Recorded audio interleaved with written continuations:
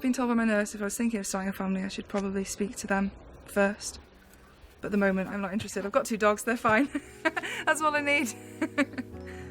Claudia is living very happily with her 2 dogs, alongside her type 1 diabetes. But if you're actively thinking about having a baby, there's important stuff you need to know. This is for patients who have pre-existing type 1 or, these days, type 2 diabetes.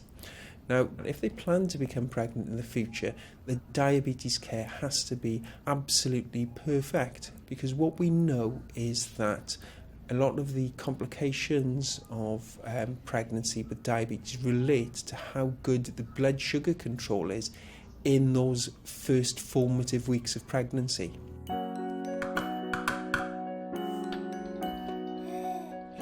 I was quite worried about it, to be honest, at first. Before we started trying for yellow, I was what we might call not a very good diabetic. I ran high blood sugar levels quite a lot. I'd been diagnosed when I was 4, so I've had diabetes for 30 years. And I'd got into a lot of bad habits, basically, by that point. In the first 8 weeks of pregnancy, an embryo grows from a bundle of cells into a fetus. All the major building blocks are developing: heart, lungs, nervous system. And if that baby's been exposed to very high glucose levels at that time, then the risk of complications is much higher. I can't really remember my HbA1c. We went to see our diabetes consultant, and he explained that it needed to be a lot lower in the run-up to conceiving, not just at the point of conception. Yeah, it's a bit terrifying. There was the risks of spinal deformities and brain issues. Type 1 diabetics generally have larger babies, so it results in having to be induced early and often C-sections. We made some quite major changes. I started going and visiting a diabetes specialist nurse almost weekly.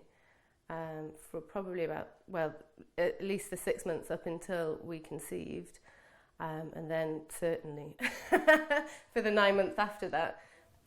I joined a gym, which for anybody who knew me before I had a baby is just the craziest idea now. And that really helped. Regular exercise. That also therefore encouraged me to eat better, eat more healthily, eat regularly. We made these changes, and actually post having Yolo, these habits and lifestyle changes that we've had have stuck with us, and we continue them on. So going into our second child now, we're much more aware, and we're not making monumental changes in order to, achieve the diabetic control that Claire needed to for the first. A reminder, please, Claire, of what you had to do for baby number 1. I had to take extra folic acid. I had to measure my blood sugar levels more often. I had to learn how to count carbs. I had to attend the diabetes clinic much more regularly, and I had to start doing regular exercise. Excellent. It's about working with your diabetes team to get the best outcome for you and your family.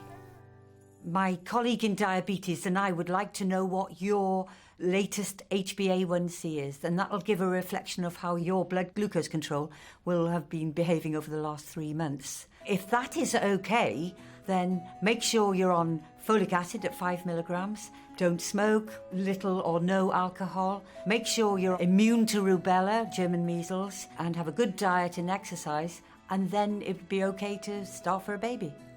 And the doctors need to know what medication you're on. I'd like to know if you're on blood pressure tablets, and because there are certain ones that are not recommended in pregnancy. Statins for cholesterol are not recommended in pregnancy, so they should stop. There is quite a lot to think about, and so it's planning before you start, not playing catch-up once you are pregnant. However, nobody's perfect, and if you find that you are pregnant out of the blue, come and see us immediately. We're not going to shout at you.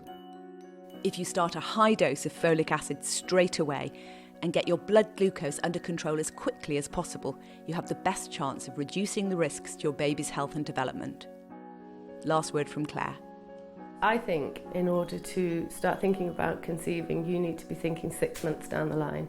I gave myself 6 months to get my blood sugar levels under control and to keep them at that level for that full 6 months in order to make sure that at the point of conception the baby was going to be formed properly.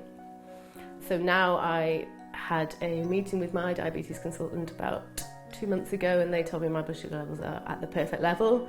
So my job now is to sustain that for another 4 months, and then perhaps we will start trying for number 2.